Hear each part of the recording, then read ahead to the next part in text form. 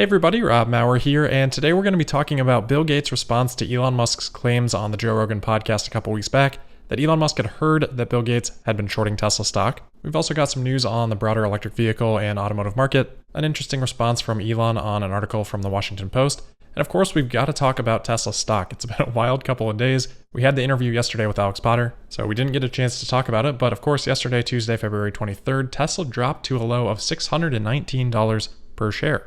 That was down more than 13% from the prior day's close. Then of course we saw a swift recovery in the market and from Tesla finishing down just 2% yesterday on the biggest volume day that we've seen in over a month and a half, with 66 million shares trading hands yesterday. So as I talked about on Monday, and we briefly talked about yesterday in the interview as well, a lot of this is tied to expectation on interest rates. So yesterday, Fed Chairman Jerome Powell made comments to Congress indicating the current monetary policy is expected to continue at least for some time as economic uncertainty remains. So not to get too deep into that, we've talked about that, of course, in the past, but as far as Tesla goes yesterday, certainly was not isolated to Tesla. Those sort of sentiment concerns were broadly extended to high growth stocks. Tesla obviously falls in that category. And I think the volatility there serves as a nice quarterly reminder that you have to be very, very careful with stop losses on a volatile stock like Tesla. As for today, Tesla continued to rebound, finishing up 6.2% to $742.02. That compared to the NASDAQ, up 1%. All right, so first up today, I want to continue a conversation that we began a couple weeks back after Elon Musk went on Joe Rogan's podcast for the third time and said that he had heard from people he believes would know that Bill Gates had shorted Tesla. Elon brought that up in response to a question from Joe Rogan on the Tesla Semi, citing that Bill Gates in a blog post a few months back had said that 18-wheel electric semis probably would never work. So Elon's claim here, understandably drawing a lot of attention. Not the first time something like this has happened between Musk and Gates.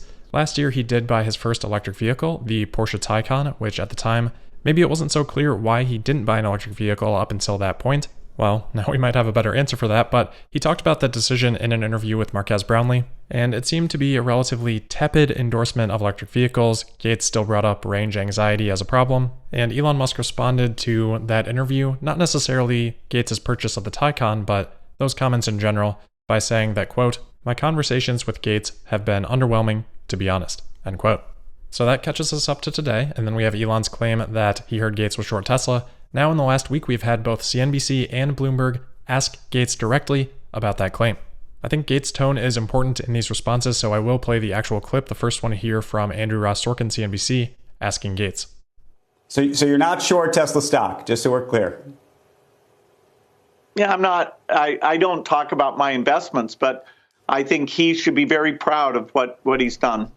Okay, so technically there he did say, yeah, I'm not, but it sounded like he was more starting a sentence of saying, yeah, I'm not going to talk about my investments, not, yeah, I'm not short Tesla, because he interrupts himself and says, I don't want to talk about my investments. So to me, that's a no comment rather than a denial. What's interesting here is his reason, saying he doesn't want to talk about his investments, but in the exact same interview, he talks about his investments multiple times. He says, quote, "When I invested in Impossible Foods or Beyond Meat or QuantumScape, I was doing that just to help their role in climate.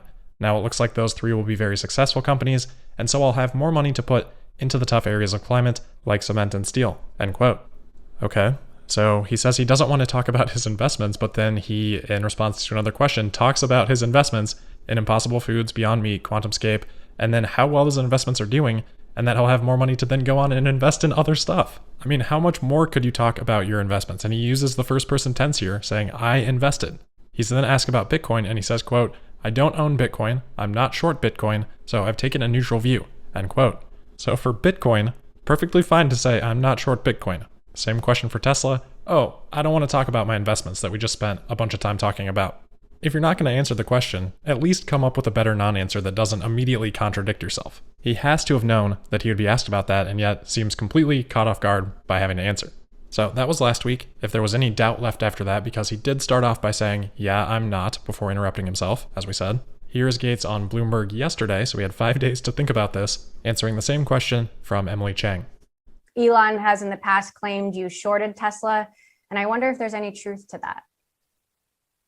Well, I think Tesla's an amazing company. I wish I'd, been more on the long side, but it's great. And I have lots of relatives who own Teslas that I've helped buy for them. So, nothing but positive thoughts about Tesla and its role. Okay, so if the answer to the CNBC question was a bit of a flub, there was a clear opportunity to just say, hey, I'm not short Tesla, I wasn't short Tesla. And again, Gates passes, and he sure doesn't look comfortable to me answering the question. My belief is that it looks pretty clear that Bill Gates was short Tesla. Who knows if he still is? I would be surprised. But come on, how are you going to be all about climate change and then short the one company that's maybe doing more than any other company on earth to combat it? If you don't think it's a good investment, you think it's overvalued, you can just not invest in it. No one has any problem with that. But to short it, push the stock price down, make it more difficult for Tesla to raise capital, that's something else entirely.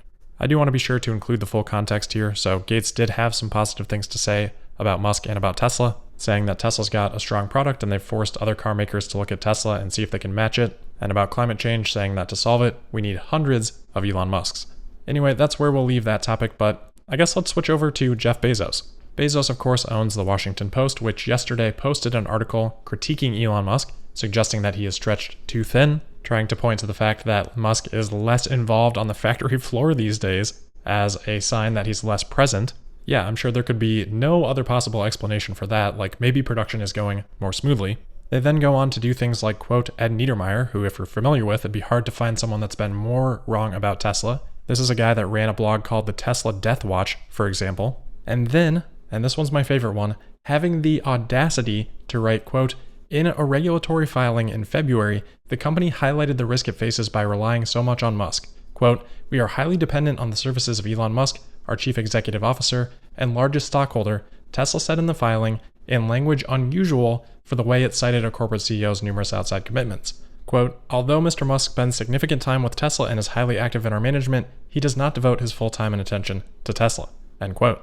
That regulatory filing that they make sound special, well, that's the 10K, it gets filed every year. And that language that they call unusual, that has been in Tesla's 10K every single year, verbatim, for the last decade. Every single one, as far back as they go, 2011. Thanks, Washington Post, for letting us know about that groundbreaking regulatory filing this month with, unusual language. Washington Post knows that this is just a normal disclosure in a 10K. There are hundreds of disclosures in those things. It's just clearly being written with the intent to deceive. Few things, as you can probably tell, make me more upset. Anyway, the article feels like it was plucked straight out of 2018. We don't need to refute line by line. Been there, done that. But anyway, the reason I brought it up was because of Elon's response, which got some attention elsewhere. So the Washington Post writes, quote, in response to emails seeking comment, Musk replied only, quote, give my regards to your puppet master, end quote. So that brings us full circle back around to Jeff Bezos, again the owner of the Washington Post. Though the Post and Bezos himself have said that he has no influence on the content in the Post, that certainly seems to be Musk's implication. Not a whole lot more to add to that, I guess, but thought it was kind of a funny response there from Musk, drove some headlines yesterday, and I suppose it fits in well here after talking about Gates versus Musk. Now we get Bezos versus Musk. Sticking with themes here, we'll stay with Washington, but we'll move over from Washington, D.C., where the Post is based, now to Washington State. Just a quick update here, but there is a Washington State House bill which would require the sale and registration of all light vehicles under 10,000 pounds by the year 2030 to be all electric, which has passed by a vote of 17 to 12 in the legislative body's Transportation Committee to now advance to the next stage. So not a law yet. It does appear that the bill still has a ways to go, but something to keep an eye on. If this were to eventually pass, this would be the soonest mandate from any state. California has, of course, set a deadline for 2035, but that was through an executive order process rather than through legislation. So that's potentially a little bit less firm than this could eventually be for Washington State. Next update here is from Green the Only on Twitter, who has again found a little bit of interesting information in Tesla's firmware. Green writes, quote, Tesla is preparing to move profile items to the cloud, so when you get into any Tesla car, your profile migrates with you, based on your phone app, I imagine. This includes games and other app settings and such in particular, end quote. No big surprise to see this. It's an obvious step for Tesla as they move towards the Tesla network, but the fact that they intend to go as far as including things like progress in games gives some insight into how Tesla is thinking about that future, and this isn't the first clue that we've had that they view entertainment as a big part of that. Next here is a report on Tesla batteries from Equal Ocean. This is kind of relevant to the conversation that I had with Alex Potter yesterday and Tesla's battery suppliers and how much Tesla will leverage them or not in the future. Of course, we've had prior reports about suppliers working on 4680 batteries for Tesla. This report here says, quote, LG Energy Solutions has recently begun to build a pilot production line for Tesla 4680 batteries, according to the ELEC, a South Korean media report, end quote. They also note that LG is likely to invest a similar amount of money as Panasonic is planning to invest in their 4680 production, and that, quote, LG aims to compete with the pilot line before Panasonic starts mass production of batteries, end quote. So from all the reporting that we've had so far, it continues to look like the race is on. 4680s between LG, Panasonic, can throw CATL in there as well, and Tesla's own battery production. I know a lot of people are really excited about 2021 and the prospects for Tesla to maybe deliver as many as 1 million vehicles, but I think 2022 is going to be the really eye-opening year. We're going to have the Cybertruck come online. We're going to have Giga Texas, Giga Berlin really starting to ramp up. Shanghai Phase 1 and Phase 2 will be at a full production rate. We'll have the Semi, hopefully the Roadster, the Plaid Plus, and maybe Dojo comes online as well. So a lot to look forward to there. Anyway, last thing for today, Reuters reported this morning that, quote, President Joe Biden said on Wednesday he would seek $37 billion in funding for legislation to supercharge chip manufacturing in the United States, as a shortfall of semiconductors has forced U.S. automakers and other manufacturers to cut production, end quote. Interestingly, continuing on here, quote, Biden's executive order launched a 100-day review of supply chains for 4 critical products: semiconductor chips, large capacity batteries for electric vehicles, rare earth minerals, and pharmaceuticals, end quote. Obviously, a lot of relevance to Tesla within those categories. Not exactly sure what the government could do to help improve the supply of batteries for EVs. Time to scale seems to be the biggest constraint there currently, but it looks like there may be some government funding opening up in that area at some point. It's a 100-day review, so I guess we'll check back on that in June. But that will wrap it up for today. As always, thank you for listening.